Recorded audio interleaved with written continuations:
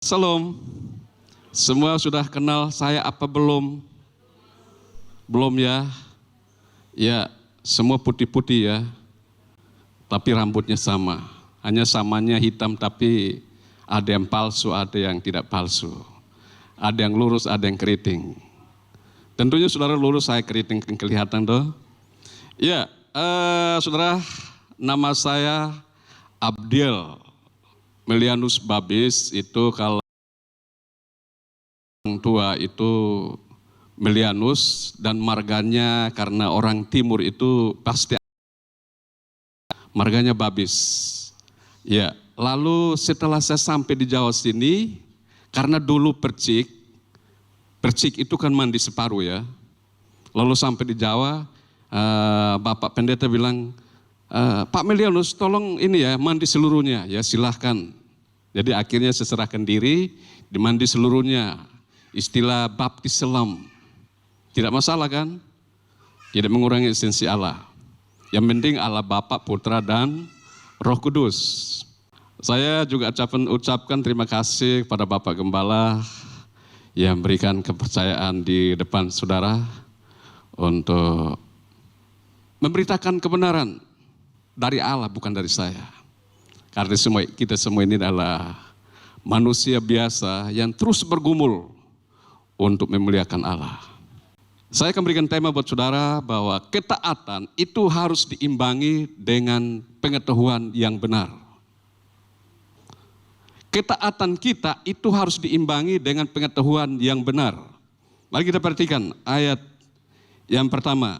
Judul perikop malam ini, manusia jatuh dalam dosa. Ayat yang pertama. Adapun ular ialah yang paling cerdik dari segala binatang di darat yang dijadikan oleh Tuhan Allah. Ular itu berkata kepada perempuan itu, tentulah Allah berfirman, semua pohon dalam taman ini jangan kamu makan buahnya, bukan? Lalu sahut perempuan itu kepada ular itu, buah pohon-pohonan dalam taman ini boleh kami makan. Tetapi tentang buah pohon yang ada di tengah-tengah taman, Allah berfirman, jangan kamu makan ataupun raba buah itu, nanti kamu mati. Tetapi ular itu berkata kepada perempuan itu, sekali-kali kamu tidak akan mati.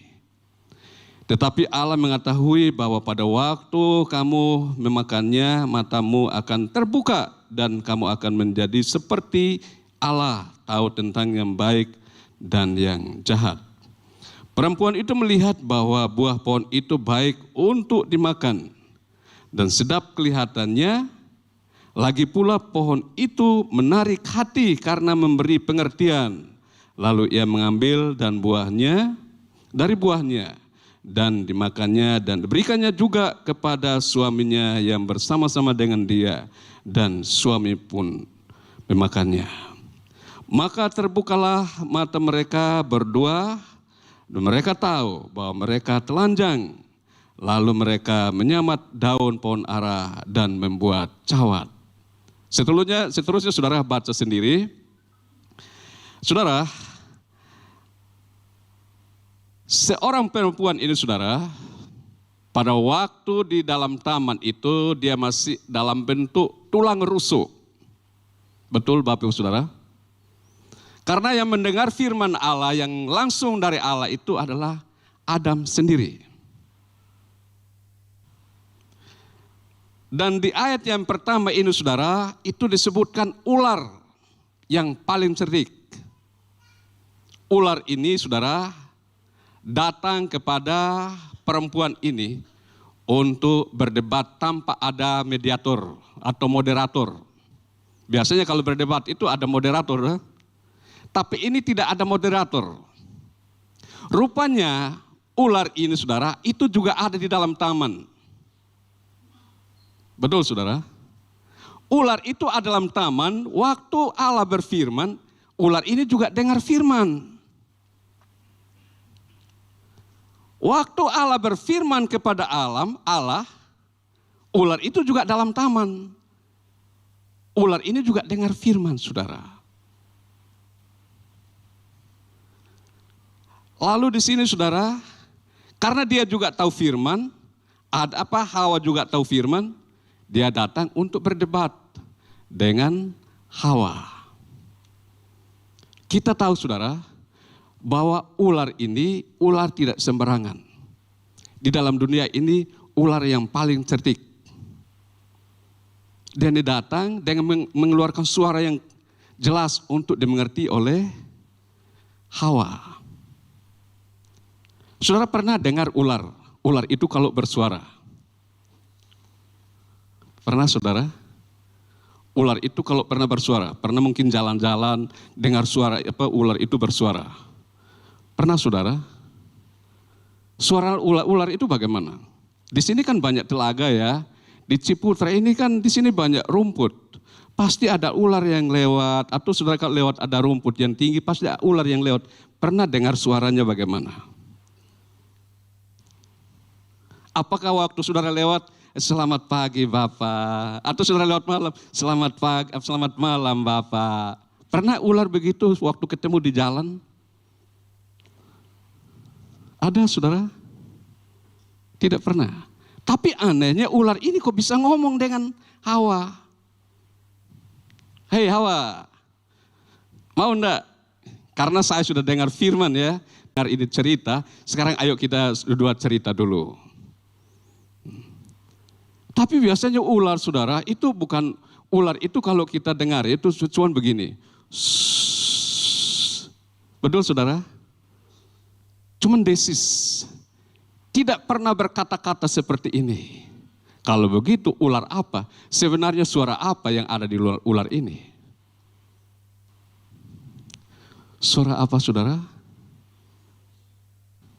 Suara ini saudara nanti waktu terbukti, waktu dia bilang, kalau engkau betul anak Allah, jadikanlah batu ini jadi roti supaya engkau dapat makan. Suara siapa saudara? Kalau memang engkau anak Allah, turunkan dirimu. Sebab malaikatmu akan menatang sehingga engkau tidak jatuh sampai ke bawah. Kalau engkau menyembah aku, semua yang engkau lihat ini aku keserahkan padamu. Ternyata lebih jelas lagi saudara. Baru kita tahu, ternyata suara ini bukan suara ular cerdik yang tadi. Tapi ular cerdik itu hanya menjadi sarana buat dia. Namanya iblis. Tapi iblis itu asal mulanya adalah malaikat Allah yang melayani Allah. Lalu saudara, percakapan mereka di sini, kita perhatikan baik-baik. Ayat yang pertama, tentulah Allah berfirman, semua pohon dalam taman ini jangan kamu makan buahnya, bukan? Apa pernah Allah mengatakan demikian? Ini dia langsung singkat saudara. Semua pohon ini boleh, tidak boleh kamu makan. Tapi Hawa juga rupanya ingat. Lalu dia katakan, lalu sahut perempuan itu kepada ular itu, buah pohon-pohon dalam taman ini boleh kami makan. Tetapi dalam buah pohon yang ada di tengah-tengah taman, Allah berfirman, jangan kamu makan ataupun raba buahnya, itu nanti kamu mati. Waktu Hawa berikan penjelasan kepada ular ini, apa ular tinggal diam? Ular berusaha, kalau bisa dia yang lebih menang dan dia yang kalahkan Hawa dalam perdebatan ini. Kemudian dia mulai putar bahasanya. Waktu kamu makan, sekali-kali kamu tidak akan mati. Ini saudara, ini kira-kira ini mempengaruhi Hawa apanya saudara, supaya Hawa ini akhirnya nurut saudara. Mempengaruhi apanya? Mempengaruhi Hawa itu apanya supaya akhirnya Hawa harus nurut? Karena sama-sama mendengar firman. Sekali-sekali kamu tidak akan mati. Waktu Hawa mendengar perkataan ini, yang tadi itu saudara, yang dia bilang, kamu waktu makan buah yang ada di taman itu, kamu akan mati. Ini pikirannya langsung berputar 180 derajat. Kalau begitu saudara, waktu dia bilang, kamu tidak ada makan, kira-kira perasaannya bagaimana saudara? Senang atau masih tertekan?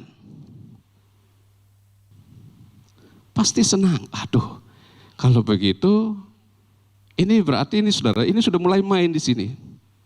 Oh berarti kalau saya makan ini firman Allah bilang kalau saya makan saya akan mati. Sekarang dia bilang kalau saya makan tidak akan mati. Ini sudah mulai main saudara. Nah, iblis tahu nggak saudara? Tahu. Rupanya dia sudah mulai tertarik dengan perkataan saya. Lalu dia lebih masuk lagi saudara. Di ayat yang berikut, perhatikan baik-baik. Ayat yang kelima. Tetapi Allah mengetahui bahwa pada waktu kamu memakannya, matamu akan terbuka. Dan kamu akan seperti Allah, tahu tentang yang baik dan yang jahat. Waktu kamu makan buah itu kamu akan seperti Allah. Siapa yang tidak senang saudara? Waktu makan buah itu tiba-tiba seperti Allah. Tertarik gak saudara? Lebih tertarik. Hawa lebih tertarik kan? Lalu akhirnya Hawa mulai lupakan firman yang asli. Dia mulai ikut firman yang palsu ini. Betul saudara? Kemudian keputusan Hawa apa? Hawa dia melihat baik-baik. Waktu mereka berbincang-bincang dengan perdebatan ini, Hawa melihat kepada si ular. Gini. Tapi setelah dia mendengar perkataan ini, bilang engkau akan seperti Allah, dia sudah mulai alihkan perhatiannya kepada iblis. Tapi melihat kemana saudara? Ini saya sama Bapak Gembala ngomong-ngomong ini. Begitu omongan saya ini membuat Bapak Gembala ini simpati sekali kepada sesuatu yang saya alihkan ke situ. Waktu saya sudah menyampaikan ini, lalu dia simpati pada sesuatu yang saya sampaikan, kira-kira alihnya kemana perhatiannya? Ke saya atau ke sana? Pasti ke sesuatu yang saya alihkan. Di sini saudara, mulai Hawa bukan melihat si ular lagi saudara, tapi dia melihat ke apa saudara? Pohon ini. Pohon ini apa? Buahnya baik ya. Kemudian menarik hati karena memberikan pengertian. Berarti saudara, waktu dia terima firman yang asli itu dia taruh di hati. Karena dia melihat buah itu sudah bagus, dia lebih tertarik kepada buah itu daripada apa yang dalam hatinya. Betul saudara? Kemudian dia mulai eksekusi. Eksekusinya adalah dia mulai melangkah. Kemudian dia menatap, semakin melihat buah itu. Kemudian ayungkan tangannya. Ya toh? Setelah ayungkan tangan gini, bagaimana saudara? Apa cukup saja pegang begini? Menurut saudara cukup pegang saja buah ini. Aduh, kalau buah ini paling enak saudara. Sudah ada di tangan, ya sudah biar begini saja. Apa bagaimana saudara? Buah kesukaan saudara, saudara ada di tangan saudara, lalu sebentar sudah ada di tangan. Bagaimana lanjutannya? Mau pengen mencicipi atau dibuang? Halo Bapak Ibu Saudara. Buah yang paling enak sudah ada di sini. Tiba-tiba saudara keputusan saya buang saja, saya tidak mau makan. Atau bagaimana saudara? Pasti dimakan. Lalu saudara diambil, dimakan. Makan habis, bawalah kepada Bapak. Bapak, tadi saya ada di sana, saya petik buah ini. Silakan. Bapak juga enggak tanya-tanya, juga langsung dimakan saja. Betul saudara? Bapak langsung makan. Bapak dia tidak mau tanya, buah itu kamu petik di mana? Yang di apa pohon yang lain atau pohon yang ada di taman itu, yang 2 pohon itu, dia nggak tanya. Dimakan saja. Karena buah ini sudah memberikan pengertian. Dan kalau dimakan pasti enak. Lah saudara, kenapa si ular ini jadikan iblis itu menjadi media untuk Adam dan Hawa dalam Taman Eden? Mengapa demikian? Yang pertama, mari kita perhatikan di bawah di dalam Kejadian pasal 2 ayat 24. Perhatikan baik-baik Kejadian 2 ayat 24. Apa saudara di sana? Waktu Allah berfirman, apa? Sebab itu seorang laki-laki akan meninggalkan ayahnya dari ibunya dan bersatu dengan istrinya, sehingga keduanya menjadi satu daging. Waktu Allah berfirman kepada Adam dan Hawa, iblis juga dengar saudara. Mereka akan menjadi satu daging, cuman suami istri satu daging. Nah, karena ini saudara, iblis bertujuan untuk menghancurkan Adam dan Hawa dalam taman. Kemudian mereka diusir karena ketidaktaatan. Iblis memperdaya mereka supaya mereka tidak taat seperti iblis tidak taat juga kepada Allah. Lalu iblis juga mendengar tentang perkawinan. Seorang laki-laki meninggalkan seorang ayah ibu dan bersatu dengan istrinya. Kalau saudara kita melihat Adam dan Hawa itu, kira-kira apa? Siapa saudara tahu? Bapaknya Adam siapa? Bapaknya Adam. Ada enggak saudara? Atau saudara tahu ibunya Adam? Ada yang tahu? Tidak kan? Berarti ayat ini saudara itu tidak berlaku untuk Adam dan Hawa. Turunannya. Amin. Kemudian mereka diusir karena ketidaktaatan. Tapi rupanya mereka ada di luar itu. Karena mereka sudah makan buah ini. Pasti mereka juga tahu hal yang baik dan hal yang jahat. Kemudian Kain dan Habel berikan persembahan kepada Allah. Mereka tahu bahwa itu perbuatan baik yang buat untuk menyenangkan hati Tuhan. Tapi setelah mereka lakukan ini, apa yang terjadi? Kejahatan muncul. Apa yang terjadi saudara? Kain membunuh adiknya. Di lain pihak mereka berbuat baik, tapi lain pihak juga berbuat jahat. Kan seperti Allah. Makanya begitu Adam dan Hawa makan buah ini, Allah sudah mulai menjaga yang namanya pohon kehidupan. Jangan-jangan kalau dimakan lagi akan seperti kita. Hidup selamanya. Tapi setelah Kain saudara itu membunuh adiknya, justru Tuhan tidak pakai.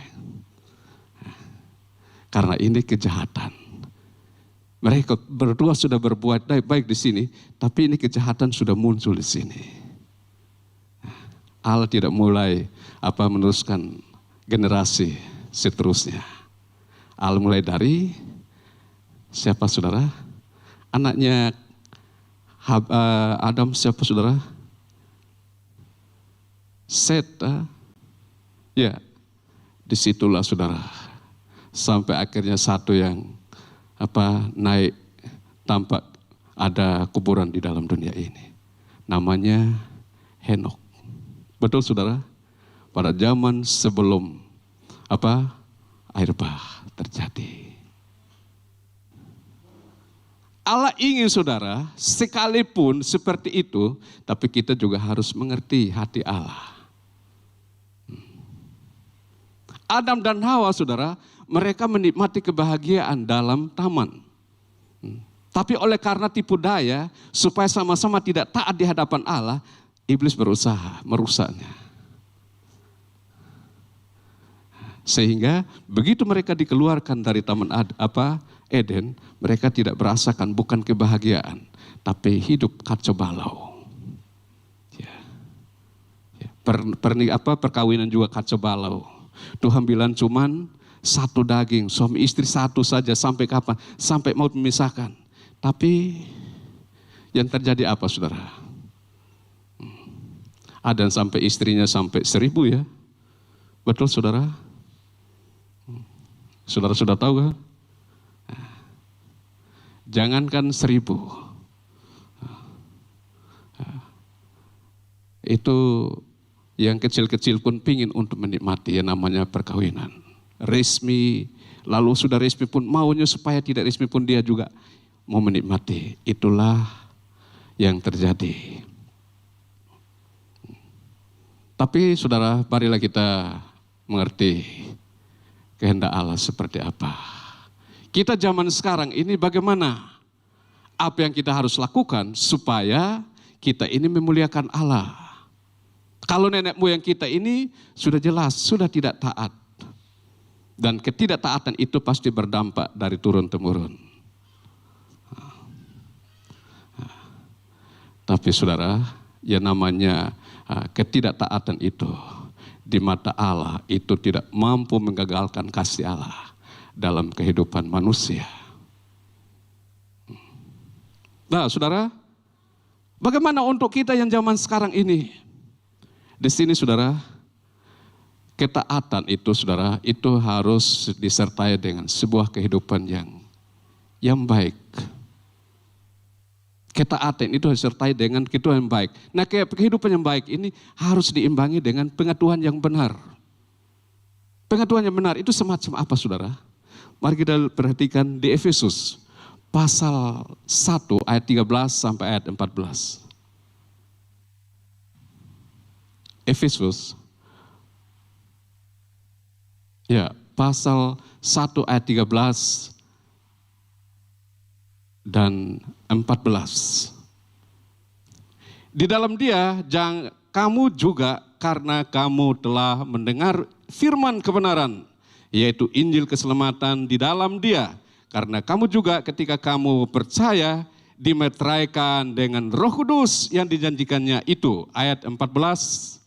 Dan Roh Kudus itu adalah jaminan bagian kita sampai kita memperoleh seluruhnya, yaitu penebusan yang menjadikan kita milik Allah untuk memuji kemuliaannya.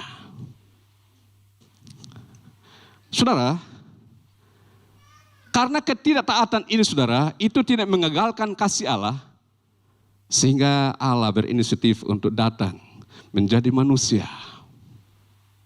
Yang namanya Yesus. Dan setiap orang yang percaya kepadanya dimeteraikan dengan Roh Kudus. Itu berarti jaminan, legalitas bahwa dia adalah milik Allah. Lalu apakah kita hanya cukup terima Allah dalam hidup kita? Lalu kita berhenti, sudah yang penting saya percaya. Tidak saudara, ini membutuhkan pembaharuan hidup. Amin saudara. Untuk memperoleh pengetahuan yang benar ini membutuhkan pembaharuan hidup. Kapan sampai kapan? Terus menerus saudara. Amin saudara. Perhatikan Kolose pasal 3 ayat 9 dan 10. Kolose pasal 3 9 dan 10. Saya kalau lihat ke sana mata saya agak kunang-kunang ya. Permisi saya lihat di sini aja ya, agak besar. Ya. Jangan lagi kamu saling mendustai karena kamu telah menanggalkan manusia lama serta kelakuannya dan telah mengenakan manusia baru yang terus-menerus diperbaharui untuk memperoleh pengetahuan yang benar menurut gambar kaliknya. Untuk memperoleh pengaduan benar ini saudara, harus bertobat sungguh-sungguh. Hidup dalam pertobatan. Amin saudara. Justru dengan hidup dalam pertobatan itu, akal kita ini dibaharui. Amin. Kalau tadi ular berdebat dengan Hawa itu apa? Untuk mempengaruhi otaknya, pikirannya ini saudara. Lalu apa? Hati. Hati ini juga harus dibaharui. Waktu kita terima Yesus itu bukan sudah cukup, sudah yang penting saya terima Yesus. Tidak saudara. Tapi harus hidup dalam pertobatan terus menerus. Supaya pikiran ini dibaharui. Lalu hati ini juga dibaharui. Sampai memperoleh namanya pengetahuan yang benar. Karena waktu kita terima Yesus itu, pengetahuan itu belum benar saudara. Karena apa? Kita masih abu-abu. Betul saudara, abu-abu. Kita terima Yesus tapi masih kenakan hidup lama. Betul saudara. Kita terima Yesus tapi hidup lama ini juga masih dalam diri kita. Maka ini dibutuhkan proses hidup ini. Dalam hidup ini kita harus terima. Karena itu pembentukan untuk membaharui kita. Amin. Supaya kita komitmen betul-betul ikut Yesus ya ikut Yesus, bukan abu-abu. Amin saudara. Yesus memberikan contoh yang baik buat kita. Dia berinisiatif menjadi manusia itu berikan contoh ketaatannya. Waktu dia masa pelayanan saudara, sekalipun ribuan orang datang berbondong-bondong, berkerumun dengan dia. Tapi dia masih ada waktu untuk apa saudara? Kira-kira saudara tahu? Untuk apa? Sekalipun Yesus itu dikerumun dengan banyak orang, tapi dia masih ada waktu untuk apa? Dia pergi kemana? Yesus itu selalu mencari tempat, di mana tempat yang sepi, saudara? Berdoa. Amin. Yesus ini menyadari bahwa dia sekarang mengalami dari sisi lain dia adalah manusia sejati. Dia juga harus berdoa. Amin. Sampai waktu dia sudah mau tangkap dia, lalu dia mau disalibkan. Tapi dia masih saudara? Berdoa. Yesus berikan contoh yang baik untuk apa? Berdoa. Kita tidak mampu saudara untuk hidup ini tiap hari harus baru. Apalagi pikiran ini, apalagi hati ini. Yang bisa memampukan kita adalah siapa? Allah kita. Amin. Setiap hari berdoa untuk membaharui ini dulu. Karena pusat mengendalikan seluruh hidup kita adalah pikiran. Amin. Makanya saudara, kenapa iblis itu tidak cari anggota mana dari hidupnya Hawa untuk bisa mengalahkan dia. Yang dicari adalah ini. Amin saudara. Ini yang dicari. Lalu kalau ini sudah saudara, pasti ini rela untuk diambil. Manusia bertahun-tahun hidup dalam dosa. Sekalipun setiap tahun bawa dalam ruang Maha Kudus, tapi tidak mampu untuk membawa manusia hidup dalam kebenaran. Di dalam ruang Maha Kudus itu ada 10 perintah Allah yang disimpan di dalam 2 loh batu. Tapi ketika Yesus menjadi imam besar, bait Allah terbelah berdua. Firman itu bukan tulis di loh batu, tapi tulisnya di mana saudara? Tulis di mana? Ada di pikiran. Firman itu ada di pikiran saudara. Hukum itu ada di pikiran. Ada di hati. Firman Allah bilang tuliskan hukumnya ada di pikiran lalu menaruh di hati. Untuk kita bisa melakukan firman Tuhan ini dengan baik dan kita bisa taat dalam hidup kita ini menjadi hidup yang baik, yang jadi contoh, yang jadi terang. Marilah kita mulai dari ini ya baik. Amin. Kalau pikiran ini sehat, kalau hati ini sehat, pasti keluar dari sini pun saudara? Pasti sehat. Amin. Nah, supaya sehat ini saudara, kita menyerahkan hidup ini bukan separuh-separuh, tetapi sepenuhnya pada Allah, setiap hari. Berdoa itu sedang kita mau komunikasi dengan Allah. Mintanya saya saudara, setiap hari saya tidak minta yang lain. Saya ini manusia masih hidup di tengah-tengah serigala. Allah baharuilah pikiran saya. Allah baharui hati saya. Supaya lewat perkataan ini pun muliakan nama-Mu. Dan lewat sikap ini pun menyenangkan hati-Mu. Atau doa saudara seperti apa? Tuhan, sehari ini saya harus dapat emas 1 genggam. Ada begitu saudara? Tidak saudara. Berarti saudara kita harus bersihkan hati dan pikiran ini harus dibersihkan. Bersihkan dari apa? Dari hal-hal dunia. Boleh nggak kita kaya? Boleh nggak saudara? Kalau saudara ya, kekayaan itu relatif ya. Biasanya kalau punya cincin itu tempatnya di mana? Pada umumnya tempatnya di mana? Disimpan di mana? Di mana? Kalau punya cincin emas, berapa gram gitu, simpannya di mana? Di mana ini? Dicari, betul dong?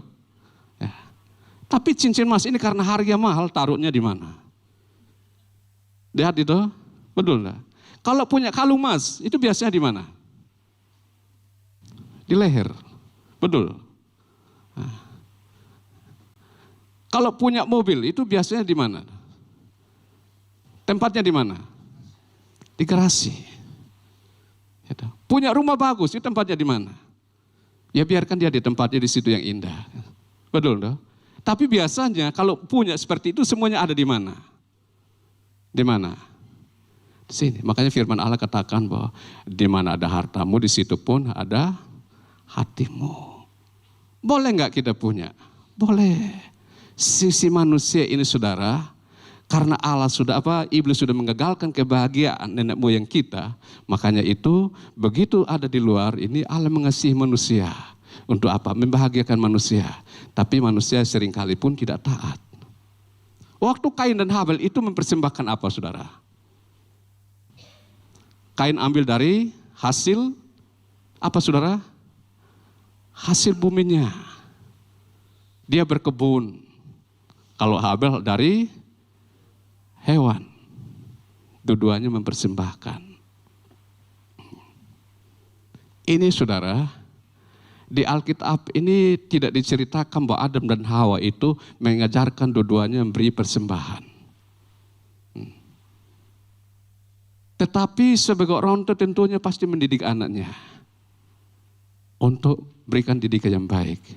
Apalagi yang namanya firman, itu orang tuanya menanamkan, tetapi yang tumbuhkan siapa? Allah yang tumbuhkan. Sehingga mereka dua memberikan persembahan ini. Dan kadang-kala saudara, itu persembahan sampai hari ini, itu masih kontroversi. Tetapi orang yang beriman itu selalu berperan, menegakkan dalam dirinya. Seperti siapa? Abraham. Makanya Abraham saudara, dia bawa persepuluhan itu kepada Mikael. Amin saudara. Bukan karena peraturan hukum Taurat lalu ditulis itu sebagai aturan, tidak saudara. Tapi ini menunjukkan bahwa Abraham ini sedang beriman pada Allah. Tapi kita zaman sekarang saudara, kita selalu mengabaikan yang namanya kebenaran. Betul saudara. Orang yang tidak taat sama Allah itu selalu keluar di YouTube. Itu kan ditulis di dalam perjanjian lama. Itu persepuluhan nggak berlaku. Itu nggak berlaku. Nah itu siapa yang berfirman saudara? Apa manusia atau Allah yang berfirman? Kalau orang itu saudara, orang percaya itu kalau sudah tidak taat, itu pasti cari orang lain supaya sama-sama tidak taat. Betul saudara? Cari teman supaya sama-sama tidak taat di sini. Padahal dia tahu bahwa persembahan itu benar. Tapi karena pikiran jahat ini muncul, akhirnya tidak taat melakukannya. Padahal kita tahu saudara, bahwa yang Allah berfirman itu untuk membahagiakan manusia di luar Taman Eden. Amin saudara. Coba saudara baca di dalam Maleakhi pasal 3 ayat 12 itu bilang apa? Apa saudara? Coba semua tampilkan di sana. Ya, Maleakhi pasal 3 ayat 12. Maka segala bangsa akan menyebut kamu, apa saudara? Berbahagia. Ini tentang persembahan. Karena Adam dan Hawa sempat bahagia dalam Taman Eden, begitu dikeluarkan saudara, kebahagiaan itu hilang dari sisi jasmaninya. Dengar baik-baik saudara, nenek moyang kita mereka sempat menikmati kebahagiaan dalam Taman Eden. Apa mereka waktu itu kerja susah payah? Tidak saudara. Mereka tetap kerja dalam Taman Eden. Tapi dikerja disertai dengan kebahagiaan. Tapi setelah di luar, apa yang mereka rasakan? Susah payah. Ini Allah bermaksud saudara, supaya kita di luar Taman Eden pun bahagia. Bukan hanya bahagia nanti di surga. Kita harus mengerti maksud hati Allah di sini. Untuk apa? Selagi kita masih hidup dalam jasmani ini pun bahagia. Bahagia itu bukan ukurannya uang saudara. Oh nanti kalau ini saya kaya saya bahagia. Buktinya orang kaya pun tidak bahagia. Betul saudara. Bahagia itu banyak saudara. Pikirannya tenang, hatinya tenang, biar tidak punya apa-apa, tapi selalu menikmati. Daripada setinggi gunung tapi tidur tidak bisa tenang, akhirnya bikin pagar tinggi-tinggi. Orang kaya kan, betul enggak? Orang kaya yang kaya-kaya itu kan bikin pagar sudah tinggi dikasih duri ya. Karena di dalam dia sudah tidak nyaman di dalam. Tapi setiap orang yang takut akan Allah, yang taat sama Allah saudara, Allah akan berikan ketenangan. Amin saudara. Nah saudara, untuk kita bisa mengerti ini saudara, pentingnya kita respon baik-baik dengan Yesus yang katakan. Bilang apa? Matius, ayo kita baca sama terakhir. Matius 22 ayat 37. Matius pasal 22 ayat 37. 1, 2, 3. Jawab Yesus kepadanya, kasihilah Tuhan Allahmu dengan segenap hatimu dan segenap jiwamu dan dengan segenap akal budimu. Amin saudara. Untuk kita melakukan sesuatu yang benar, yang memuliakan Allah dan jadi berkat buat orang lain. Yang pertama, kasihlah Allah dengan apa saudara? Hati. Apa? Pikiran.